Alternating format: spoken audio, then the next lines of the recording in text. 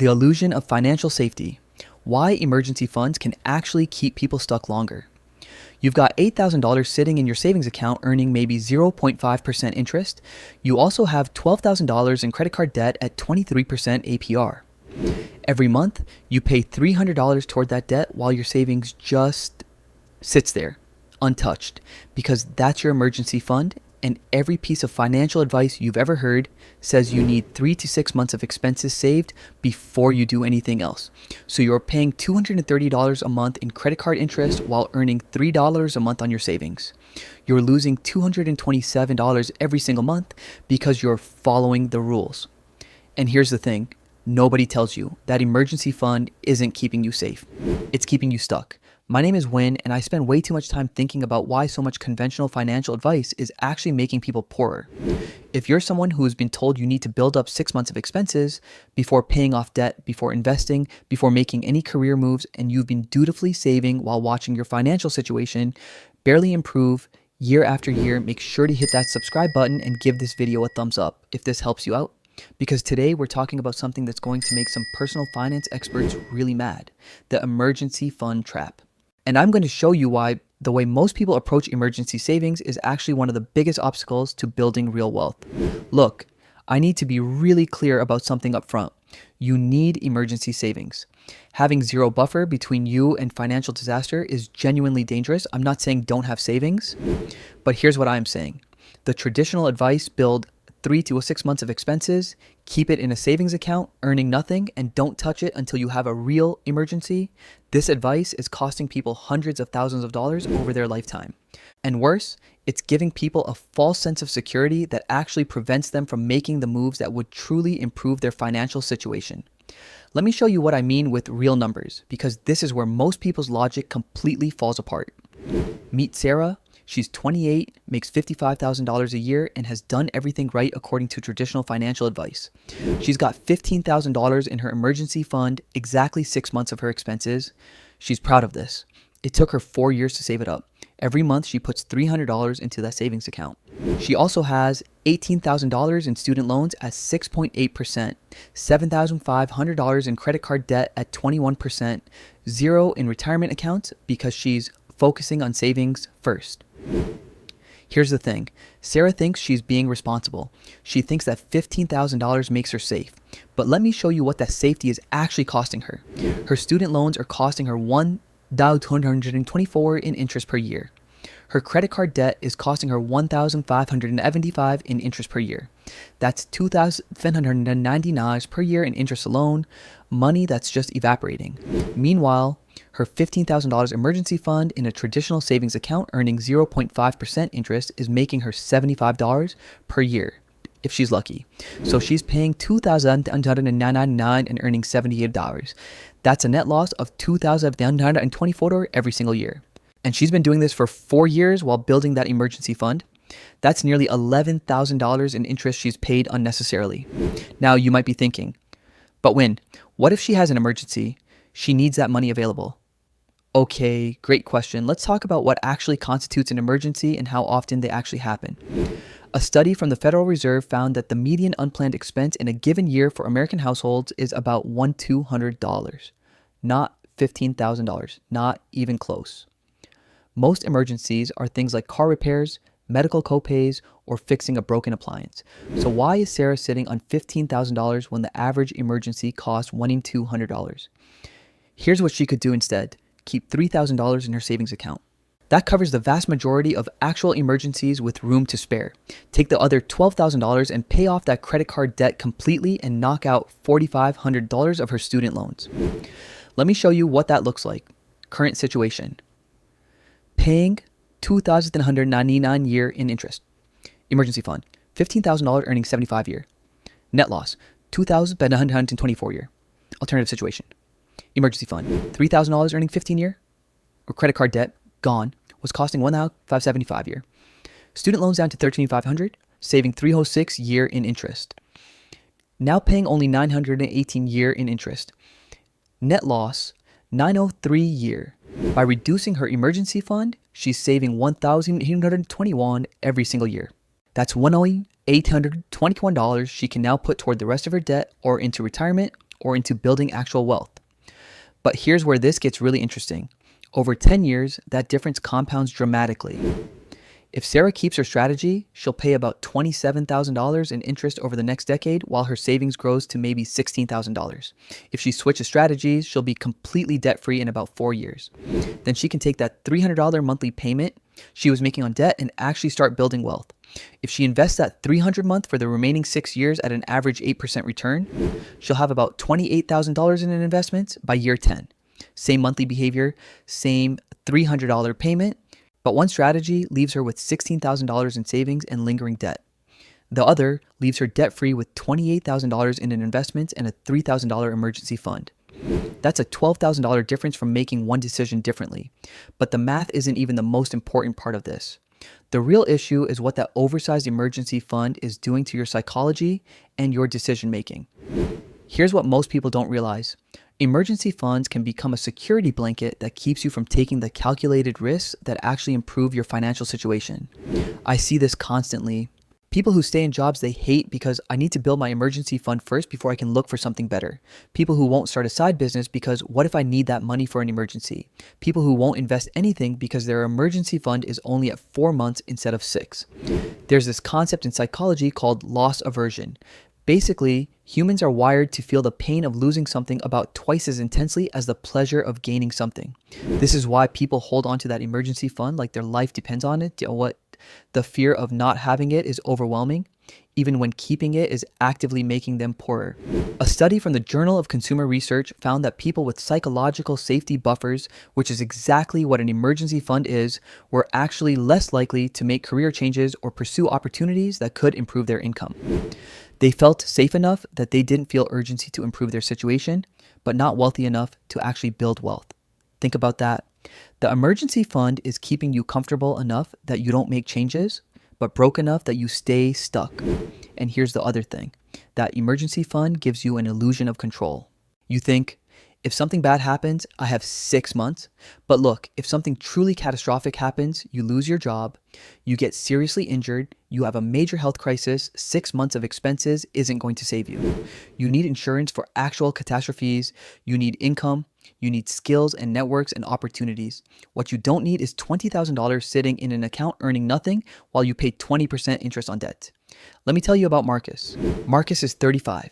He's been building his emergency fund for 7 years. He's got $32,000 saved up, almost a full year of expenses. He's so proud of this number. It makes him feel responsible and secure. But Marcus has been in the same job for 7 years, making $58,000. He's gotten 2% raises. His industry average for someone with his experience is $78,000. There are jobs he could apply for right now that would pay him $20,000 more per year, but he doesn't apply. Because what if he leaves his stable job and the new place doesn't work out? What if there's a probation period where he could be let go? What if? So he stays, and that emergency fund, that symbol of his financial responsibility, is actually the reason he's leaving $20,000 a year on the table. In 5 years, that's $100,000 in lost income because he felt safe where he was. The emergency fund isn't keeping Marcus safe. It's keeping him comfortable with being underpaid. Here's where this gets even more insidious. The emergency fund advice has become so dogmatic in personal finance that people treat it like a prerequisite for everything else. I can't invest in my 401k yet. I'm still building my emergency fund.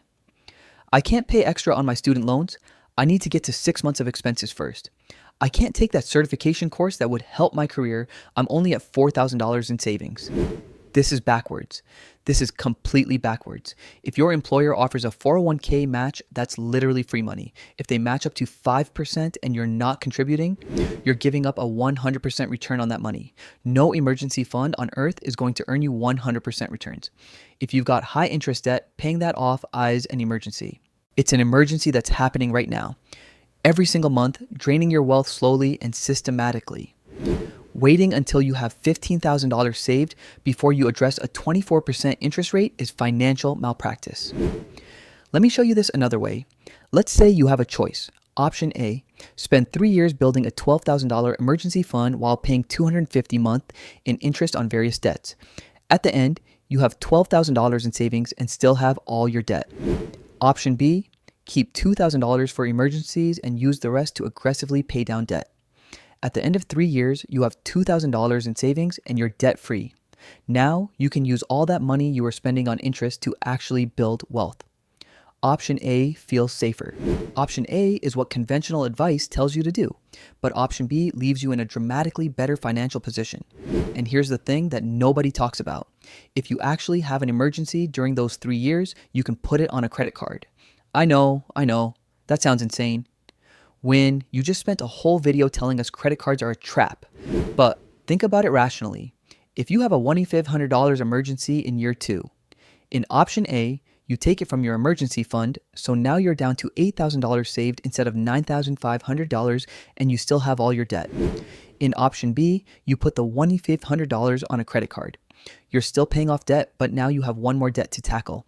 Functionally, this is almost identical to option A, you've got debt either way, except in option B, you were making progress on eliminating debt the entire time instead of just accumulating savings. The difference is psychological, not mathematical. Now look, I'm not saying everyone should have a tiny emergency fund. Context matters, your situation matters, and I want to be really clear about when you do need a larger emergency fund. You need 6+ months if you're self-employed or have highly variable income. You work in an industry with frequent layoffs. You're the sole earner for a family with kids.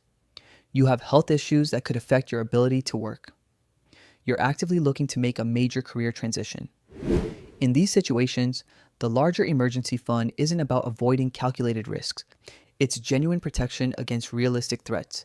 But for most people don't fall into these categories. Most people are building these massive emergency funds because they've been told it's what responsible people do without ever questioning whether it actually makes sense for their specific situation. Here's what I want you to do instead. Step 1, calculate your actual emergency fund needs. Look at your last 2 years of expenses. What were the actual unplanned costs? For most people, it's $1,000, $2,000 per year, not $15,000. Your baseline emergency fund should be 2 your average annual unplanned expense, not 6 months of your entire spending. Step 2, get brutal about debt prioritization. If you have any debt over 7% interest, every dollar in your emergency fund beyond your baseline is costing you money. Run the math. If you're earning 0.5% on savings while paying 15% on debt, you're losing 14.5% on every dollar. That's not safety, that's financial self-sabotage. Step 3, max out any employer match first. Before you put another dollar in savings, make sure you're getting every dollar of employer 401k match. This is literally free money. Your emergency fund can wait another month, free money cannot. Step 4, build strategic access to emergency funds. This is the thing that changed everything for me. You don't need cash in a savings account for emergencies. You need access to money. That can be a HELOC on your home if you own. Credit cards you never use but keep open for emergencies only. A Roth IRA. You can withdraw contributions anytime without penalty. A side income stream that could be ramped up if needed. Having $20,000 in a savings account earning nothing is one strategy. Having $5,000 in savings plus $15,000 in accessible credit if you truly need it is often smarter. Step 5, reframe safety. Real financial safety doesn't come from having a big pile of money sitting in a bank account. It comes from having no high interest debt, having multiple income streams, having skills that are in demand, having insurance for true catastrophes, having investments that are growing. That savings account isn't what's keeping you safe. It's just what's making you feel safe while you stay stuck. Let me give you 2 real examples of people who figured this out. Example 1. Jennifer had $22,000 in her emergency fund and $31,000 in student loans at 5.5%. Traditional advice would say keep that emergency fund and slowly pay down the loans. Instead, she kept $5,000 for emergencies and used $17,000 to pay down her loans. This saved her about $935 per year in interest. She took that $935 and added it to her monthly student loan payments. She was debt-free in 3 years instead of 10. Did she have an emergency during those 3 years? Yes, actually. Her car needed a $2,100 repair. She put it on a credit card, then paid it off in 3 months. Total interest paid, about $60. Total interest saved by paying down her student loans early, $6,545 over the 3 years. She risked having a smaller emergency fund and ended up $6,485 richer. Example 2. David had been building his emergency fund for 5 years. He had $28,000 saved and felt financially secure. But he was also miserable. He worked in corporate finance making $72,000 but wanted to be a software developer. He'd been teaching himself to code but was afraid to make the switch. I need my emergency fund in case the new career doesn't work out, he told himself year after year. Finally, he reframed it. I don't need $28,000 to feel safe. I need $8,000 for actual emergencies, and I need to invest in my future. He kept $8,000 in savings and used $12,000 to do an intensive coding bootcamp while working part-time. He used the other $8,000 to cover his expenses during the transition. 6 months later, he had a junior developer job making $65,000. Within 2 years, he was making $95,000. That emergency fund was keeping him in a career that was underpaying him by $20,000 per year. The safety was actually the most expensive thing in his financial life. Look, here's the bottom line. Personal finance isn't just about math. If it was, everyone would be wealthy because the math isn't that complicated. It's about psychology. It's about understanding what's actually keeping you safe versus what's just making you feel safe. That emergency fund you're so proud of, it might be the biggest obstacle between you and real financial freedom. Because here's what most people don't realize. Being truly financially secure doesn't mean having a big pile of cash in a savings account. It means being debt-free. It means having income-producing assets. It means having skills and opportunities and options. It means being in a position where if something goes wrong, you have multiple ways to solve the problem, not just one slowly dwindling pile of money. The emergency fund advice isn't wrong because having savings is bad. It's wrong because it's become dogmatic.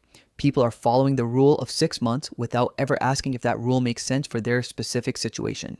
And in most cases, it doesn't. Most people would be dramatically better off with a smaller emergency fund and no high interest debt than a large emergency fund and thousands of dollars in annual interest payments. Most people would be better off investing that money for their future than letting it sit, earning nothing while they stay stuck in the present. Your emergency fund should be appropriate to your actual risks, not some arbitrary rule someone made up. And it should never ever be an excuse for not paying off expensive debt, not capturing employer matches, or not taking calculated risks that could improve your income. So go look at your emergency fund right now. Really look at it. Is it keeping you safe or is it keeping you stuck? If this video made you rethink your emergency fund strategy, hit that like button and subscribe for more content that challenges conventional financial advice. Drop a comment and let me know. How much do you have in your emergency fund, and is it actually helping you or holding you back? Real financial safety isn't about having the most savings. It's about having the most options. Start building those instead. I'll see you in the next one.